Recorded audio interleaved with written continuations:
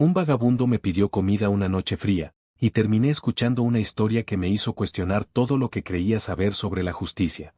Sus palabras, dichas entre el crujir de una fogata, me persiguen hasta hoy. Si esta historia te atrapa y quieres más relatos que te mantengan al borde del asiento, no olvides suscribirte al canal y apoyarnos para seguir trayendo contenido como este. Ahora, déjame contarte cómo empezó todo. Era una noche de invierno en mi ciudad, de esas donde el aire corta la piel y las calles se vacían antes de las 10. Yo, Mateo, tenía 28 años y trabajaba como repartidor para una app de comida. No era la gran vida, pero pagaba las cuentas. Esa noche, después de mi última entrega, decidí tomar un atajo por un callejón cerca del centro.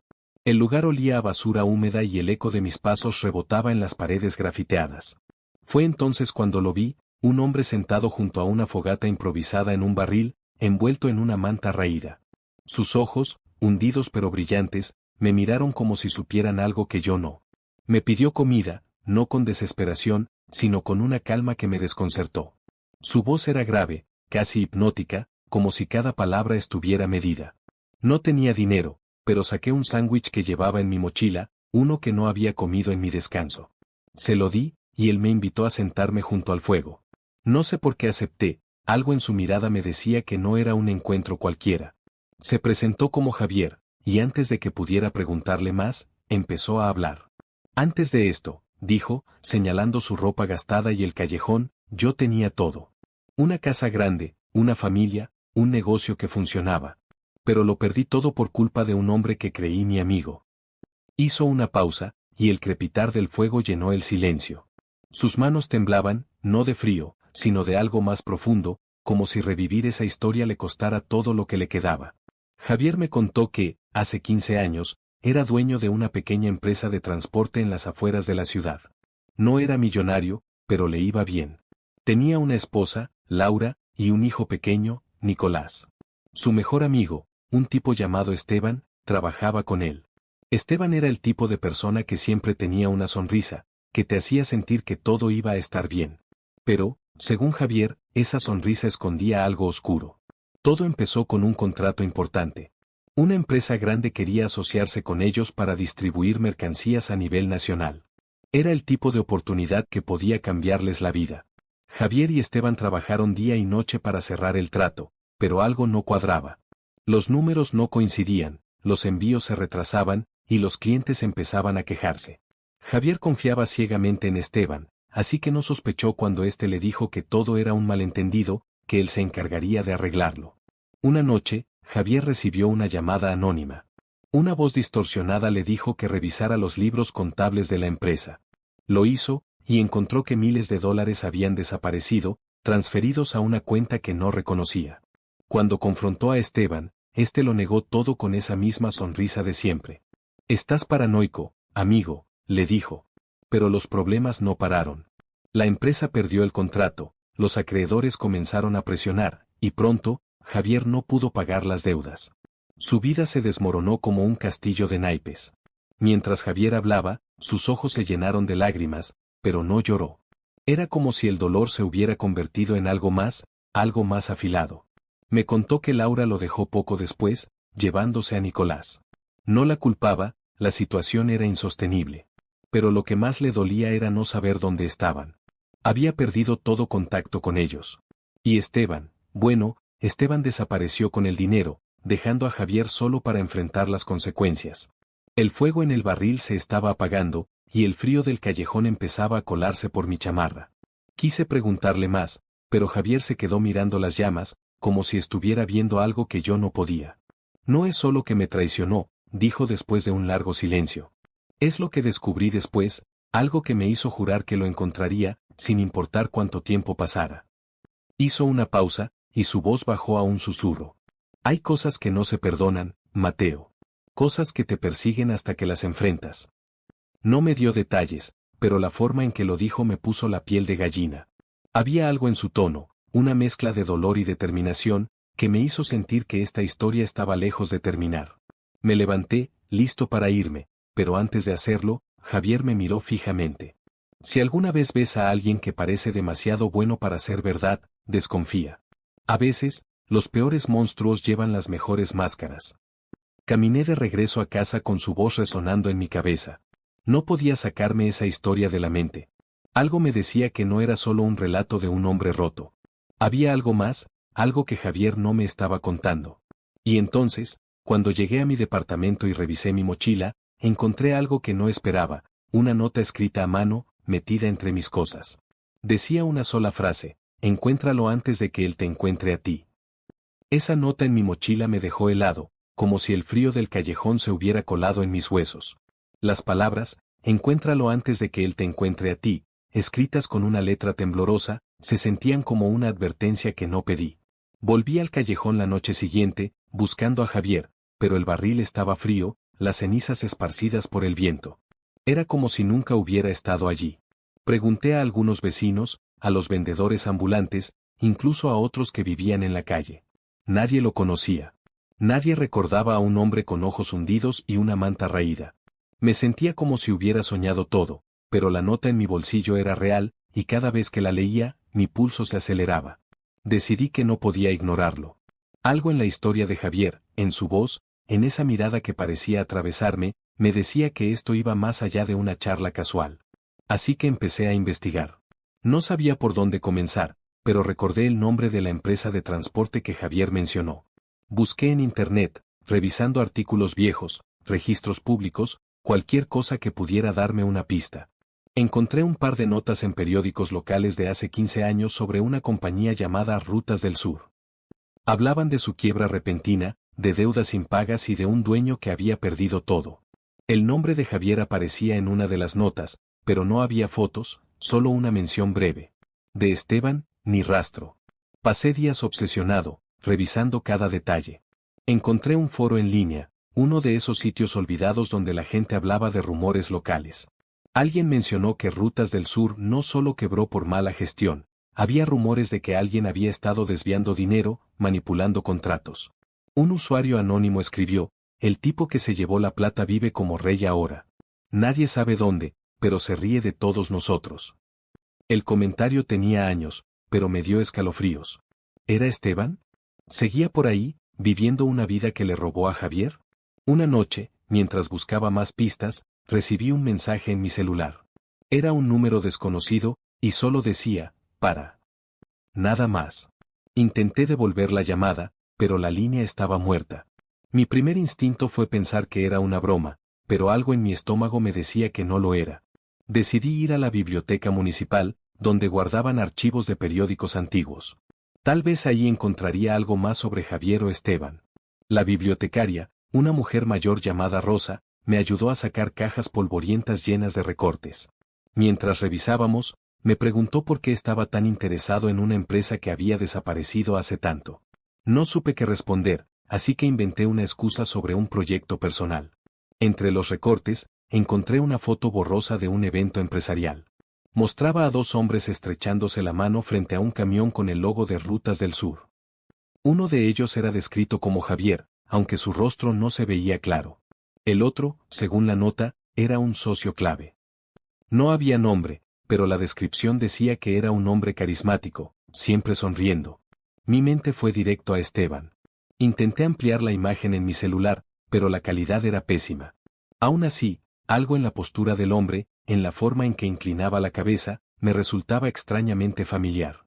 Esa misma noche, mientras caminaba de regreso a casa, sentí que alguien me seguía. Los pasos eran suaves, casi imperceptibles, pero estaban ahí, acompasados con los míos.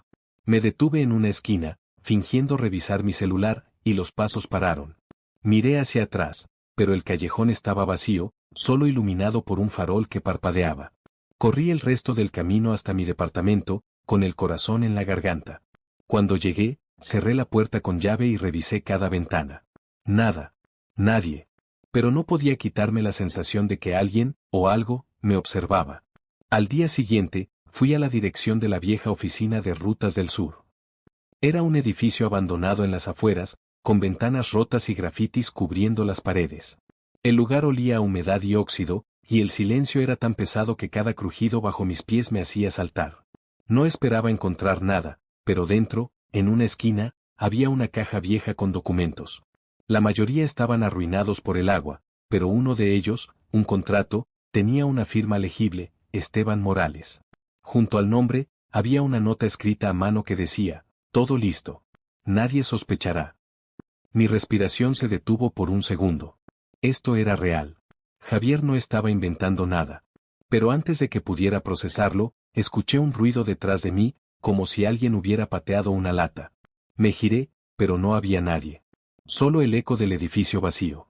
Saqué una foto del contrato con mi celular y salí corriendo, con la sensación de que algo me perseguía. Cuando llegué a casa, revisé la foto. La firma estaba clara, pero en la esquina de la imagen, apenas visible, había una sombra. No era mía. Era la silueta de alguien más, alguien que estaba allí, en ese edificio, mientras yo buscaba respuestas. Esa noche no dormí. La nota de Javier, el mensaje en mi celular, la sombra en la foto, todo se sentía como piezas de un rompecabezas que no quería armar. Pero ya estaba demasiado metido. Y entonces, mientras miraba la foto del contrato en mi celular, noté algo que se me había pasado, un número de teléfono garabateado en la esquina del documento. No sabía si era de Esteban o de alguien más, pero marqué el número con las manos temblando. Sonó una vez, 2 veces, y luego una voz respondió. Era grave, tranquila, casi familiar. Sabía que me encontrarías, dijo. Y colgó. Esa voz al otro lado del teléfono me dejó paralizado, como si el aire en mi departamento se hubiera vuelto más pesado. No era solo lo que dijo, sabía que me encontrarías, sino la calma helada con la que lo dijo, como si me estuviera esperando desde el principio. Me quedé mirando el celular, con el número aún en pantalla, preguntándome si debía volver a marcar. Pero algo me detuvo. Era la misma sensación que tuve en el callejón, en el edificio abandonado. Alguien, o algo, estaba un paso adelante de mí. Decidí que no podía seguir actuando a ciegas. Si iba a meterme más en esto, necesitaba ayuda. Recordé a Rosa, la bibliotecaria. Ella parecía saber más de lo que dejaba ver, y su interés en mi búsqueda no me había pasado desapercibido.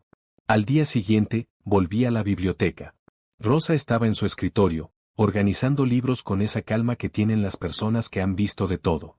Le conté parte de la historia, omitiendo los detalles más extraños, como la nota y la sombra en la foto. Le dije que estaba investigando rutas del sur, y que había encontrado el nombre de Esteban Morales. Sus ojos se entrecerraron, y por un segundo, pareció que iba a decir algo importante.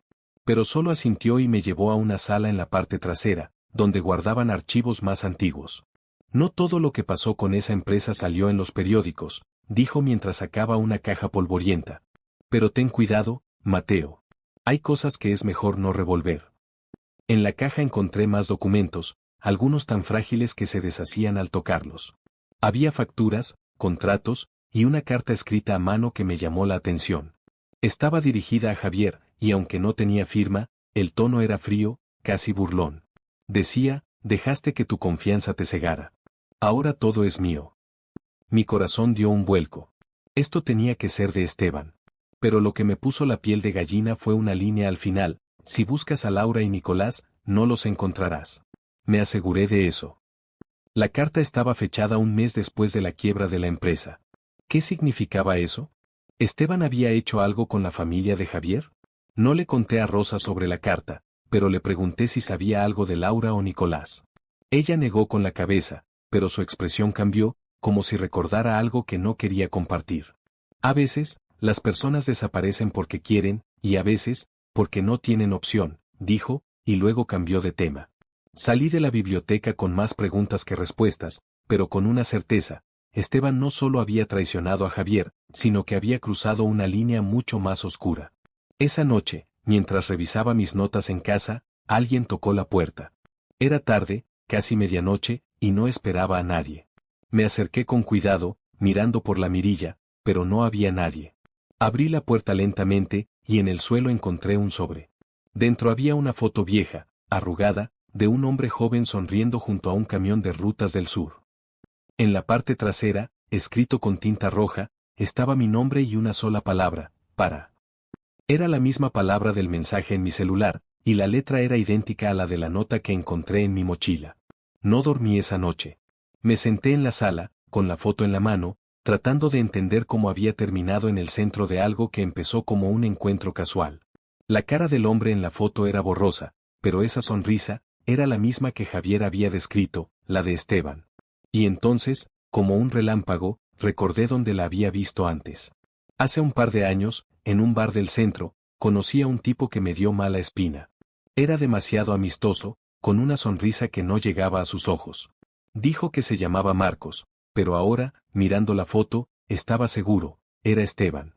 Decidí rastrearlo. Usé redes sociales, foros, cualquier cosa que pudiera darme una pista. Encontré un perfil con un nombre diferente, pero la foto de perfil mostraba a un hombre con esa misma sonrisa. Vivía en una ciudad a 2 horas de la mía, en una casa que parecía sacada de una revista. Todo encajaba con lo que Javier había dicho, Esteban vivía como rey. Pero lo que me detuvo en seco fue una publicación reciente.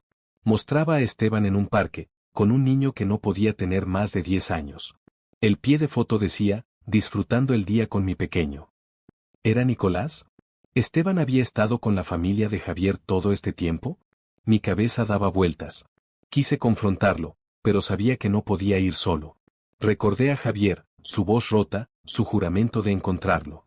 Intenté buscarlo otra vez en el callejón, pero seguía sin haber rastro de él. Era como si se hubiera desvanecido, dejando solo migajas para que yo siguiera el camino. Pero no estaba listo para lo que encontré al día siguiente. Mientras revisaba mi correo, vi un mensaje anónimo con un archivo adjunto, un audio. Lo reproduje, y era la voz de Javier, temblorosa pero clara. Mateo, si escuchas esto, ya estás demasiado cerca. Él sabe que lo estás buscando. Y ahora, te está buscando a ti. El audio cortó con un ruido seco, como si alguien hubiera arrancado el micrófono. El audio de Javier se quedó grabado en mi mente, como un eco que no me dejaba en paz. Él sabe que lo estás buscando. Y ahora, te está buscando a ti. Sentí un nudo en el estómago, pero ya no había vuelta atrás. No podía quedarme quieto. La foto de Esteban con el niño, la carta que insinuaba algo terrible sobre Laura y Nicolás, las advertencias, todo apuntaba a que Esteban no solo había destruido la vida de Javier, sino que seguía jugando un juego enfermo. Decidí que tenía que encontrarlo, pero no iba a ser estúpido. Si Javier tenía razón, Esteban era peligroso. Me armé de valor y contacté a un amigo, Daniel, que trabajaba como guardia de seguridad y sabía cómo moverse en situaciones complicadas. Le conté todo, desde el encuentro con Javier hasta el audio. Al principio pensó que estaba loco, pero cuando le mostré la foto, la carta y el contrato con la firma de Esteban, su rostro cambió. Esto no pinta bien, Mateo, dijo. Si vas a hacer esto, no vayas solo. Planeamos ir a la ciudad donde vivía Esteban. Daniel insistió en llevar una grabadora, por si necesitábamos pruebas, y una linterna, porque no sabíamos qué íbamos a encontrar. El viaje en autobús fue tenso, cada ruido me hacía girar la cabeza, esperando ver a alguien observándome. Cuando llegamos, la casa de Esteban estaba en un barrio tranquilo, con jardines bien cuidados y silencio absoluto. Era el tipo de lugar donde nadie hace preguntas. La casa en sí era grande, con ventanas altas y un portón de hierro. Todo gritaba dinero, dinero que no le pertenecía. Esperamos hasta la noche, escondidos en un parque cercano. No quería enfrentarlo de frente sin saber más. Mientras observábamos, vi a Esteban salir de la casa. Su sonrisa era la misma de la foto, esa que Javier había descrito como una máscara. Llevaba un abrigo elegante y caminaba con la confianza de alguien que no tiene nada que temer. Pero lo que me heló la sangre fue ver al niño salir detrás de él, corriendo para alcanzarlo.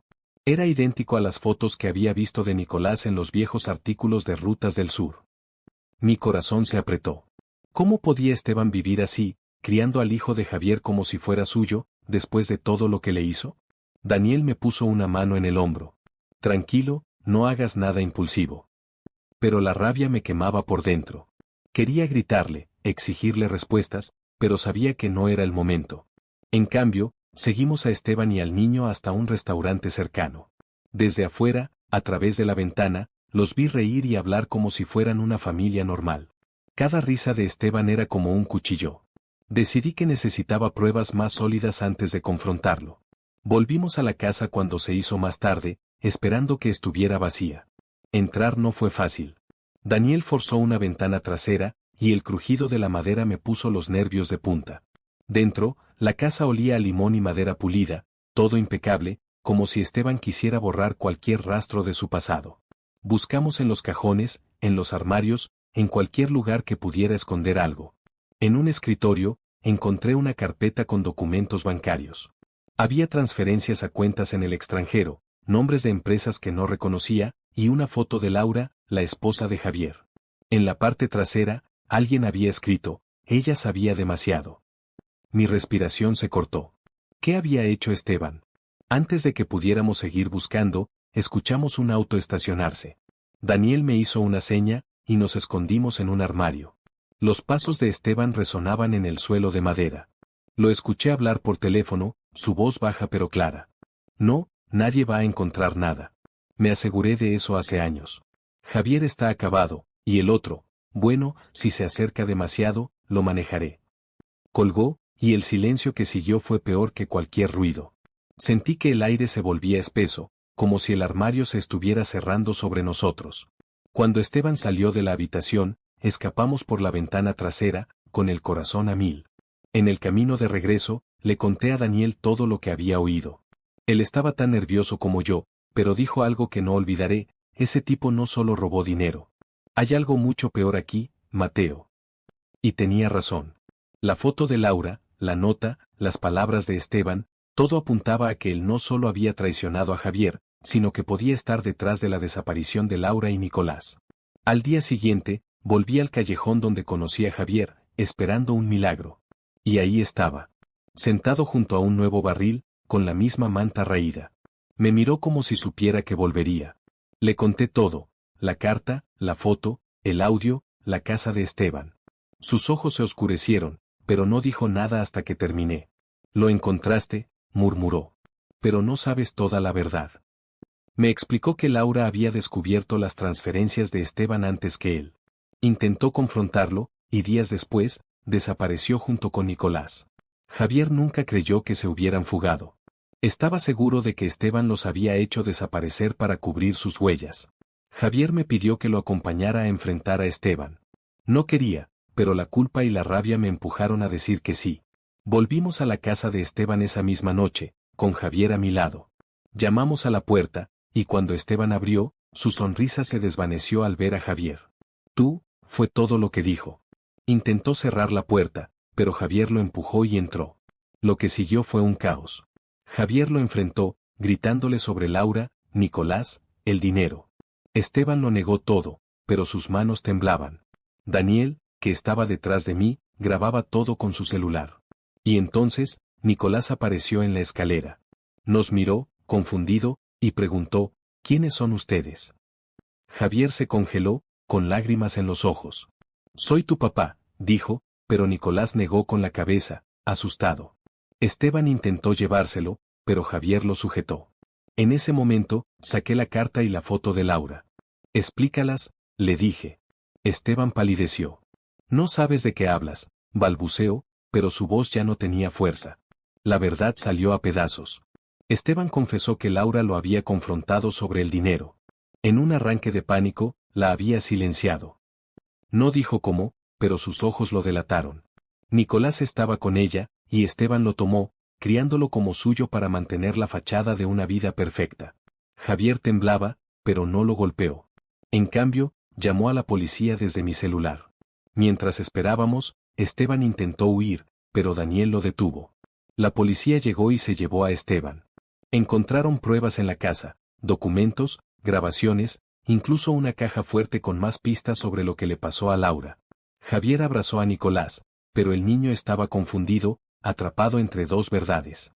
Fue desgarrador verlo así, pero Javier prometió que lo ayudaría a entender, con tiempo.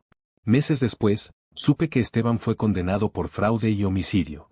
Javier y Nicolás estaban reconstruyendo su relación, paso a paso. Yo volví a mi vida, pero nunca olvidaré esa noche en el callejón, cuando un vagabundo me pidió comida y me arrastró a su historia. A veces, pienso en lo cerca que estuve de ignorarlo. Y me pregunto, ¿qué historias se esconden en las personas que pasamos de largo? Si alguna vez has sentido que alguien te observa desde las sombras, déjame saber en los comentarios. Quizás no estés tan solo como crees.